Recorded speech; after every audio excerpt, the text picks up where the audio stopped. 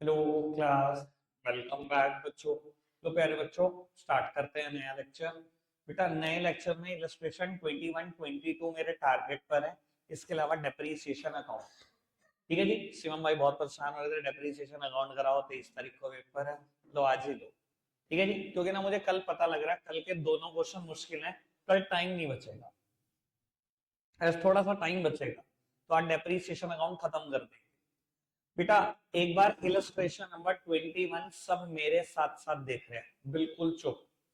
कहते हैं on 1 August 17 Dash Limited purchased a machinery for 3 lakh. On 1 November 18 another machinery was purchased for 180. On July 19 the machine purchased on August 17 was sold for 1 lakh 68,000, and on the same date a fresh machinery was purchased for 2 lakh.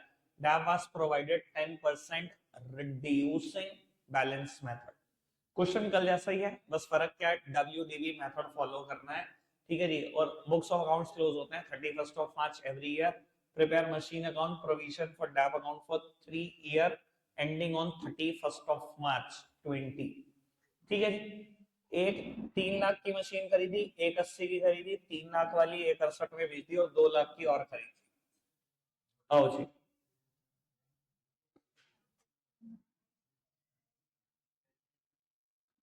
1 August 2017 भाई, चुप हो जा भाई। यहाँ देख, पहली machine खरीदी M1 3 lakh रुपए की। दोबारा कब खरीदी है? 1 November 18।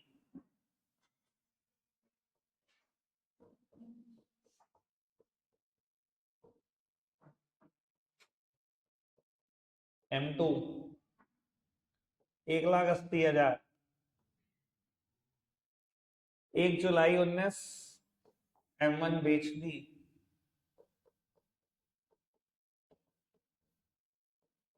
1,68,000। शायद आज के दिन ही खरीदी है, on the same date 2 lakh. लो जी, फटाफट से नंबर लाइन को पूरा करते हैं। रिड्यूसिंग बैलेंस मेथड का क्वेश्चन है, WDV का ढंग से करना। बेटा 3 लाख पर अगर पूरे साल का डैप लगता तो 30,000 का लगता, लेकिन 8 महीने का डैप कितना? 1 अगस्त से लेकर 31 मार्च। 8 महीने का डेप्रीसिएशन 20,000 रुपए। यहाँ मशीन की वैल्यू बची होगी 2,80,000। पूरे साल का डैप 28,000।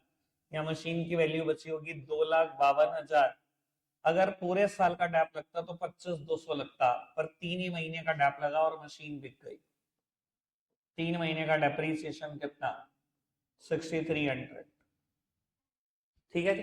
अब प्रॉफिट लॉस की कैलकुलेशन यही कर दो। पूरे सालों में डैप कितना लगा? 20 और 28 48, 54,300। 3 लाख की चीज पर 54,300 का डैप लगा, यानी कि 2,45,700। 2,45,700 की मेरी मशीन अभी भी है। आपने कितने की बेच दी? 1,68,000 रुपए की बेच दी, यानी कि लॉस खा लिया आपने मशीन बेचने पर 77700। M2 के एंगल से बात करते हैं, अगर पूरे साल का डैप लगता तो 18,000 रुपए लगता, पर 5 महीने का ही डैप लगा। 5 महीने का डेप्रीसिएशन कितना? 7,500। मेरी मशीन बचती है 1,72,500। M2 का कुछ नहीं हुआ, पूरे साल का डैप 17,250। M3 और खरीद ली 2 लाख की। पूरे साल का डैप लगेगा 20,000 लगेगा। 9 महीने का कितना? 15,000। लो जी, नंबर लाइन सर। ठीक है जी। आओ फटाफट से मशीन अकाउंट और प्रोविजन फॉर डैप अकाउंट बनाते हैं।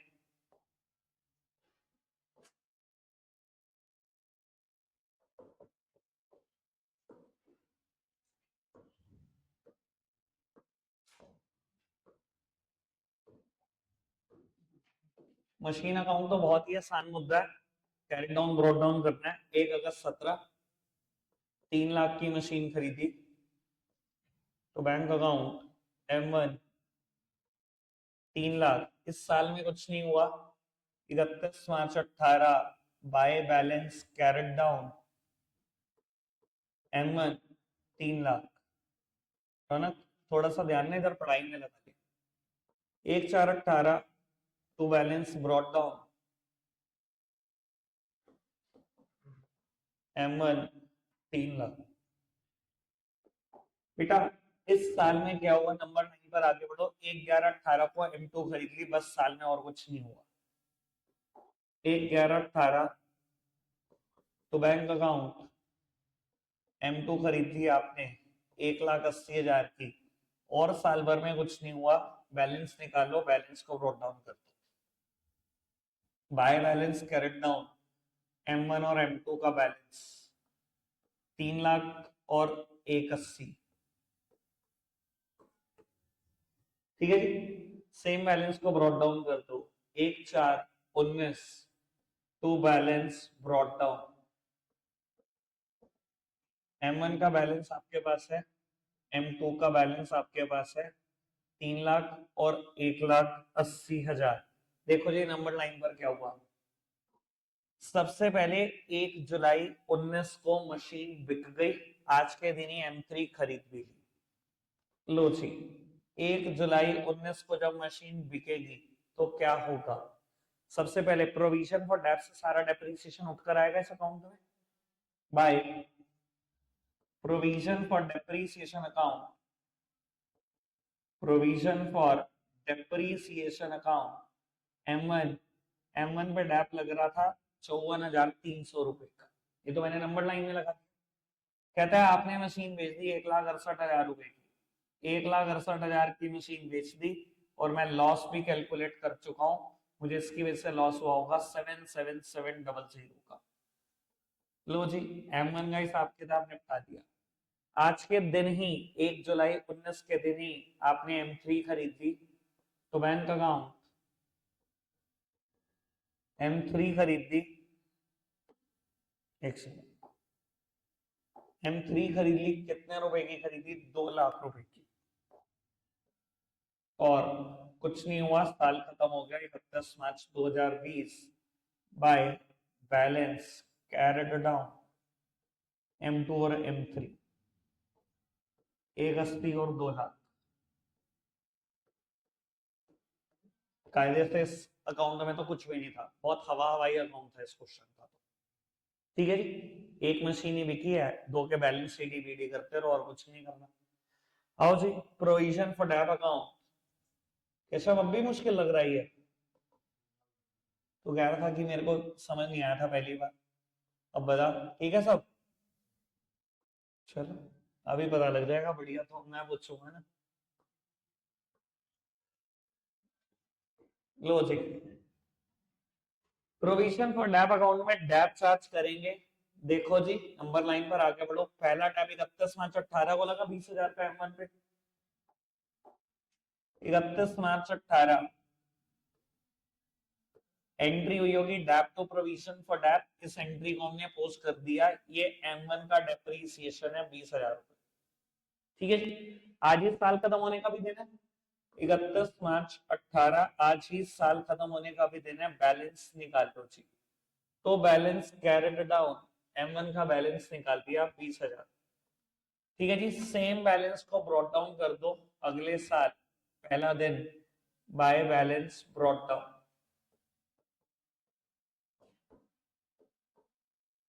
ठीक है जी बेटा, नंबर लाइन पर देखो और क्या हुआ।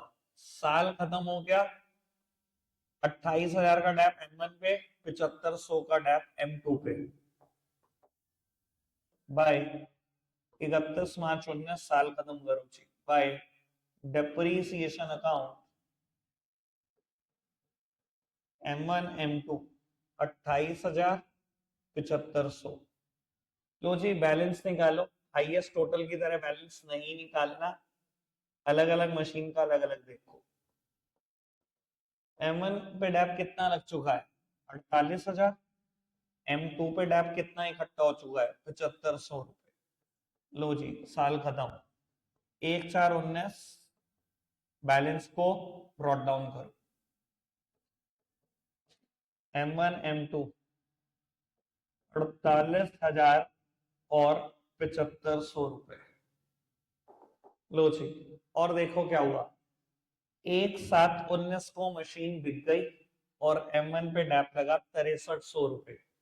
1/7/19, बेटा अगर मेरी मशीन 1/7/19 को बिकी है, लेकिन M1 का डैप तो अभी मैंने 1/4/19 तक का इकट्ठा किया है, 1/7/19 तक का डैप इकट्ठा कर, तो 1/7/19 तक डैप लगाना पड़ेगा। मैंने नंबर लाइन में डैप लगाया, ये डैप 6300 रुपए आया। बाय डेप्रीसिएशन अकाउंट M1 6300 रुपए, M1 का डैप ले जाओ मशीनरी अकाउंट में, मशीन बिक गई है। 1/7/19 तो मशीनरी अकाउंट सारा का सारा उठाकर ले गए मशीनरी अकाउंट पे, और हम तो बहुत पहले ही ले गए थे भाई। ये लो, ये देखो, एक अकाउंट से दूसरे अकाउंट में जाने की कुछ शर्तें हैं, साइड भी बदल दी और नाम भी अकाउंट का आ गया। हम तो सब कुछ चिपका चुके थे। ठीक है जी, साल खत्म कर दो 31 March 2020 bye depreciation account M2 और M3 का डैप, क्योंकि M3 भी इस साल में खरीदी थी। लो जी, देखते हैं नंबर लाइन पे। बेटा M2 का डैप 17,250, M3 पे 15,000, 17,250 और 15,000। लो जी, 31 March 2020 to balance carried down M2 and M3। M2 के एंगल से सोचो, 7500 और 17,250, 24,750, M3 15,000। लो जी, निकाल दिया बैलेंस, डन। अभी आज डेप्रीसिएशन अकाउंट भी सीखना है, लेकिन उससे पहले आपने इलस्ट्रेशन नंबर 22 करके दिखाना है, मैं अब रीड कर रहा हूं आपके साथ साथ। लो जी, बहुत सिंपल, बहुत छोटा सा क्वेश्चन है। On 1st of June 17, S Limited purchased a plant for 9 lakh and on 1st of December 19, a part of the plant purchased on 1st of June 17 for 1,50,000 was sold for 60,000। बेटा इसमें से 1.5 लाख का part बेच दिया, यानी कि 1.5 लाख को अलग कर दो, 7.5 को अलग, दो मशीन हो गई, 1.5 लाख वाली बिक जाएगी। And on 1st of January 20, new plant was purchase for 3 lakh. DAP is provided 10% diminishing balance method, मतलब WDV, और बुक्स ऑफ अकाउंट्स कब क्लोज होते हैं? 31 मार्च को। Prepare plant account and provision for DAP account for relevant year. बेटा देखो, बिल्कुल आखिरी डेट जो मुझे पता है 1 जनवरी 2020 पता है, यानी कि 31 मार्च 2020 तक तो अकाउंट्स बनेंगे। ठीक है, बहुत सिंपल है। इसमें भैया हैंड होल्डिंग भी नहीं है, हैंड होल्डिंग वाला सपोर्ट भी खत्म हो गया। ठीक है, अब आप करेंगे क्वेश्चन, मैं डेप्रीसिएशन अकाउंट बना रहा हूँ, 15 मिनट के बाद बताना शुरू कर रहा हूँ। 15 मिनट में चेक करा दो, ये पूरी नंबर लाइन पूरा अकाउंट बना के चेक करा दो। बेटा डेप्रीसिएशन अकाउंट के बारे में आज सीखना है हमने। अब शिवम भाई काम धंधा छोड़ दो, तुम सारे छोड़ दो, सब कुछ आओ जी सामने देखते हैं जी। बेटा जब कभी हम लेजर्स पढ़ रहे थे ना, तब ना एक बात का डिस्कशन मैंने बार बार किया था, सुन लो बेटा। हमने ना लेजर पढ़े हैं पर्सनल अकाउंट के भी, रियल अकाउंट के भी, नॉमिनल अकाउंट के भी। प्लीज सामने देखते रहना बेटा। पर्सनल अकाउंट में ना सारे नाम आ जाते थे, इवन काफी लाइबिलिटीज आ जाती है। रियल में सारी एसेट्स होती हैं एक्सेप्ट 2, ठीक है जी, और नॉमिनल में होते हैं खर्चे, लॉसेस, इनकम और गेन्स।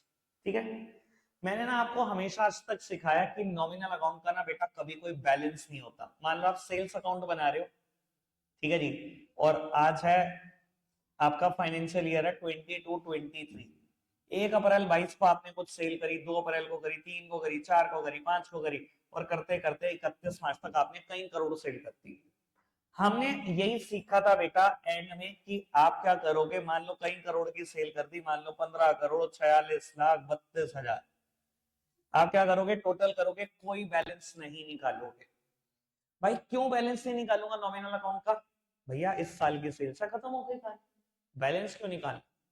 अगर आप कहोगे मैं बैलेंस शीट ही निकालूंगा और फिर यहाँ पर बैलेंस ब्रॉट डाउन करूंगा 1 अप्रैल 23 को, और फिर क्या करूंगा 1 अप्रैल 23 के बाद की सेल नीचे लिखनी शुरू कर दूंगा, मतलब हर साल की सेल टोटल करते रहोगे।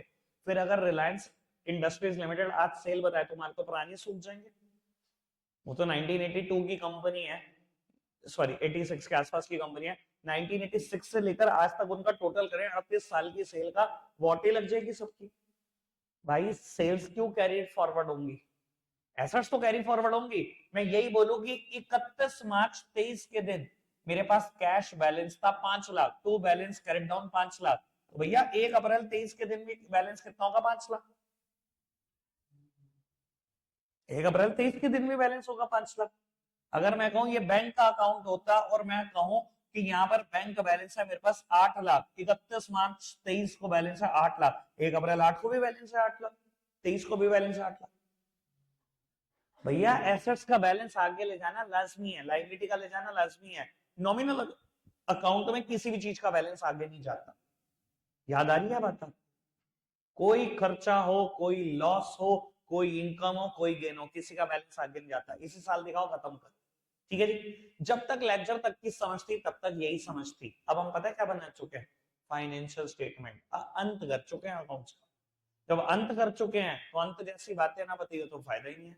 अब सुनो जी, अब क्या करेंगे, मान लो यही सेल अकाउंट आप बना रहे होते, सुनो सेल कितनी है साल भर की, 15,46,000, 32,000, 31 मार्च 2023 साल के आखिरी दिन क्या करोगे, सारी सेल को ले जाओ प्रॉफिट एंड लॉस अकाउंट में। आपको कायदे से लिखना चाहिए to profit and loss account. चलो अगर नहीं भी लिख रहे कोई दिक्कत नहीं, वैसे तो लिखना चाहिए to profit and loss account, ये लिखते हैं to statement of profit and loss account. Company में जो P&L अकाउंट होता है ना उसको बोलते हैं SPL, मतलब statement of profit and loss. ये कंपनियों के लिए स्पेशल बता रहा हूँ, ये बात 12th में पता लगती है, ये 11th में ना आपको जबरदस्ती का डॉक्टर बना देते हैं। जो चीज 11th की है ही नहीं उसका लेवल जबरदस्ती बढ़ा दिया जाता है। लिखना चाहिए टू प्रॉफिट एंड लॉस। और यही सोचो जब मैं मतलब to trading and profit and loss account, जब मैं ट्रेडिंग अकाउंट बनाऊंगा तो क्या करूंगा, सेल का एक अकाउंट से दूसरे अकाउंट में जाने की कुछ शर्तें, साइड बदल दो, नाम अकाउंट का आएगा। यही तो आती है बाय सेल्स अकाउंट। ये किस अकाउंट से आई, इसी अकाउंट से तो आई। समझ आई बात, कितना लॉजिकल है। याद है ना ट्रेडिंग अकाउंट में बाय साइड सेल्स आती थी। क्लियर हो रही है बात? यानी कि जैसे कोई भी नॉमिन, जैसे सेल अकाउंट का मैंने एग्जांपल दिया, सेम एग्जांपल डैप के लिए भी तो हो सकता है। ये भी तो एक नॉमिनल अकाउंट ही है, इसका बैलेंस आगे नहीं जाएगा। जितना भी बैलेंस आता है हर साल to SPL sorry by SPL लिखते रहो, खत्म करते दिखा देते, जल्दी नहीं है कोई। आओ जी शुरुआत करता हूं कल वाले 19th इलस्ट्रेशन के साथ। एक सेकंड दो बस मुझे।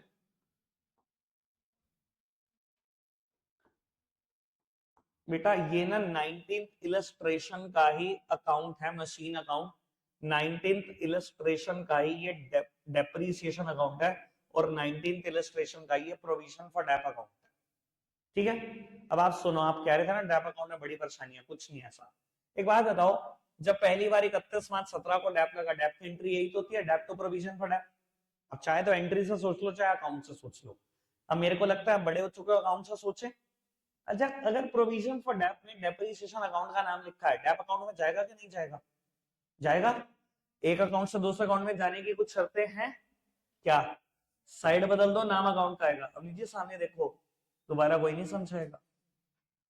हाँ जी, 31 मार्च 17 को साइड बदल दो, टू नाम अकाउंट का आएगा, टू प्रोविजन फॉर डेप, यही लिखा होगा, अमाउंट 30,000।